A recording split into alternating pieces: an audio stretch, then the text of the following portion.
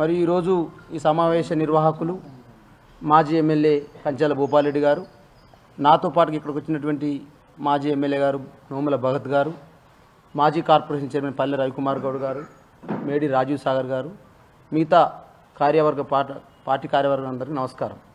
ప్రధానంగా ఈరోజు జరుగుతున్నటువంటి చర్చ ఏదైతే ఉందో, కేటీఆర్ కానీ బీఆర్ఎస్ పార్టీ కానీ అడిగింది ఏంది, మీరు ఇచ్చిన హామీలు అమలు ఎందుకు చేస్తలేదని అడుగుతా ఉన్నాం. అమలు ఎందుకు చేస్తలేని అడిగినందుకు లగిచర్లలో దాడి, ఎందుకు గిరిజన రైతుల భూముల్ని లాక్కుంటున్నారంటే గిరిజన రైతుల్ని 48 మందిని జైల్లో ఉంచడం కాక మాజీ ఎమ్మెల్యే పట్నారాయణ రెడ్డిని జైల్లో పెట్టడం, దాని వెనకాల కేటీఆర్ కుట్రుందని చెప్పేసి కేటీఆర్ని అరెస్ట్ చేసే ప్రయత్నం.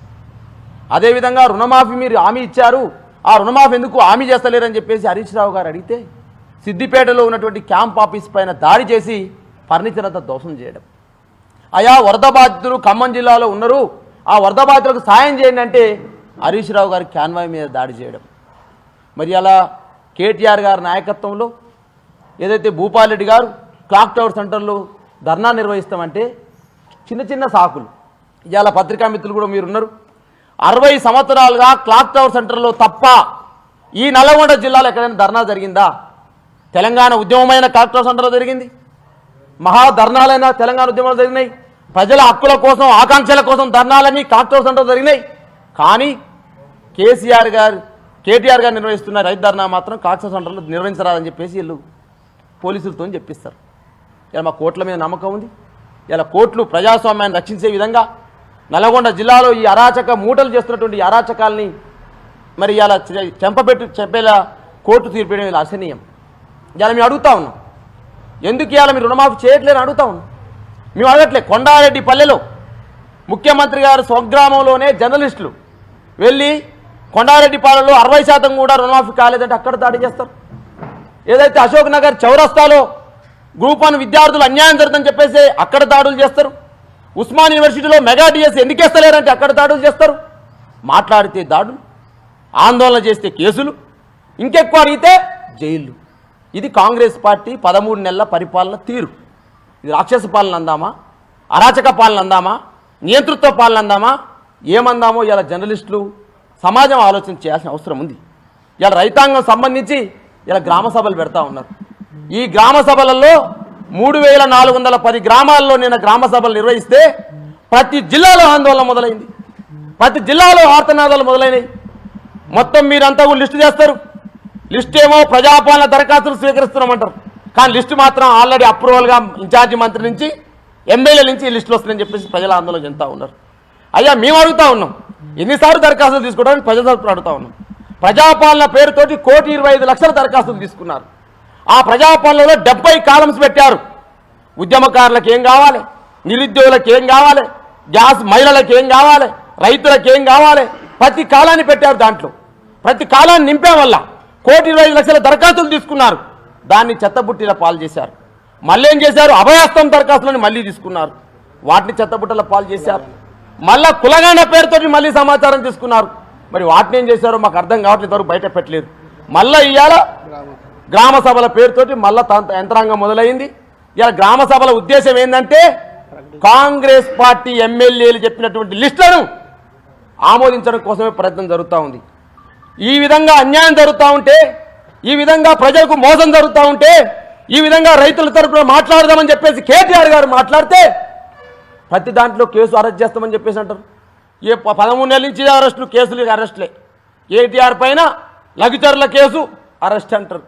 కేటీఆర్ పైన జన్వాడ ఫామ్ హౌస్ అక్రమం ఉంది, అక్కడ అరెస్ట్ అని మాట్లాడతాడు. అదేవిధంగా రాజు పాకాలని చెప్పేసి అలా బామ్మార్ది గృహప్రవేశం చేస్తే ఇక ఏం చేయాలనే నాకు అర్థం కావట్లే. పోలీసు వాళ్ళే తమ డ్రెస్సులలో గంజాయి పెట్టుకొని పోయి ఇలా గంజాయి ఉందని చెప్పే పరిస్థితి దాపురించింది.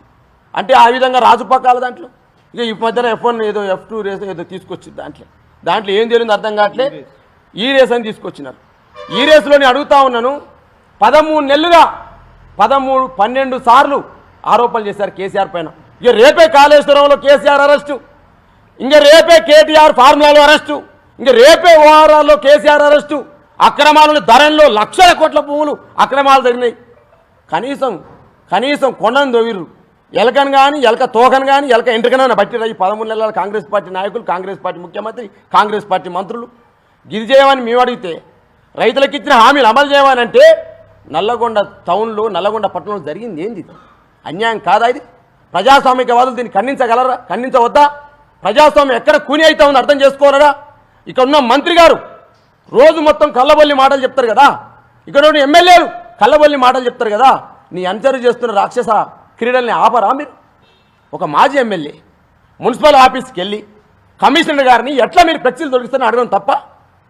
రైతు ధర్నా పెట్టుకున్నాం, పద్ధతిగా మేము అనుమతి తీసుకుంటున్నాం. ఒకవేళ మీరు ఇవ్వకపోతే హైకోర్టుకు పోతాం, తెచ్చుకుంటామని చెప్పేసి మేము కమిషనర్ ఆఫీసుకు పోతే కమిషనర్ ఆఫీసులో మంత్రి యొక్క అనుచరులు ఇష్టం వచ్చినట్టు మా నాయకత్వం పైన దాడి చేయడం కాక, దుర్భాషలు ఆడడం కాక, పూలకుండీలు ఎత్తేయడమే కాక వాళ్ళ ఆఫీసులు వాళ్ళు బాలగొట్టట ఏం చేస్తారో చూద్దాం, వాళ్ళ మీద కేసులు పెడతామనే మాటలు మాట్లాడుతూ ఉంటే ఓ ప్రజాస్వామ్యమా ఎక్కడ పోయింది నల్లగొండ జిల్లాలో అడుగుతా ఉన్నాం మిత్రులారా. ఈ విధంగా అన్యాయాలు చేస్తున్నటువంటి ఈ యొక్క కాంగ్రెస్ పాలన పైన మరి ఇలా హైకోర్టు చెంపపెట్టలాగా తీర్పిచ్చింది. రేపు 28వ తారీఖు రోజు రైతాంగం తరలి రావాలి, 28వ తారీఖు రోజున మహిళలు తరలి రావాలి. ఎందుకంటే మహిళలకి ఇలా దోకా చేసినారు. 2500 రాలే, తులం బంగారం రాలే, కళ్యాణ లక్ష్మి చెక్కులు రాలే, గ్యాస్ ఇవాళ ఎంతమందికి వస్తుందంటే సుమారు 60 లక్షలు అన్నారు, 40 లక్షలకి ఇస్తా ఉన్నారు ఇవాళ. అదేవిధంగా ఉచిత విద్యుత్ అని చెప్పేసి 200కు ఉచిత విద్యుత్ అన్నారు, అది ఎంతమందికి వస్తుందో అర్థం చేసుకోవచ్చు. ఇవాళ రుణమాఫీ విషయంలో దోకా చేసినారు. ఇవాళ రైతు భరోసా వచ్చే పరిస్థితి లేదు. ఇవాళ 4 రకాల దరఖాస్తులు తీసుకుంటున్నారు, రేషన్ కార్డులని, ఇందిరమ్మ భరోసా కార్డులని, రైతులని, అదేవిధంగా అనేక రకాలుగా ఇవాళ తీసుకుంటా ఉన్నారు. ఇలా అడుగుతా ఉన్నాం, ఇవాళ రైతు భరోసా మీరు ఇస్తున్నది ఎంత? 15,000. ఇవాళ ఇస్తున్నది ఎంత? 12,000. కౌలు రైతుల పరిస్థితి ఏంది? రైతు కూలీల పరిస్థితి ఏంటి? ముసలమ్మ ముసలాయ గతంలో అన్నాడు, ముసలమ్మకు ముసలాయకు ఒకరికే పింఛన్ ఇస్తున్నాడు కేసీఆర్, మేము వస్తే ఇద్దరికి ఇస్తామన్నాడు. ఇద్దరికి ఇచ్చిర్రా? అదే 2,000 ఇస్తున్న పరిస్థితి కనపడతా ఉంది. రుణమాఫీ ఎగ్గొట్టిన పరిస్థితి, రైతు భరోసా ఎగ్గొట్టిన పరిస్థితి, ముసలమ్మ ముసలాయను రోడ్డు మీద పడేసిన పరిస్థితి. ఇలా డయాలసిస్ పేషెంట్లు, బోధకాలు వ్యాధి వాళ్ళు ఇలా అడక తినే పరిస్థితి ఊళ్ళల్లో. అంటే కాంగ్రెస్ ప్రజాపాలనలో అడక తినే పాలన తీసుకొచ్చిర్రు. కాంగ్రెస్ ప్రజాపాలన అన్నారు కదా, సామాజిక న్యాయం 7వ గ్యారంటీ అని చెప్పేసి మాట్లాడినారు.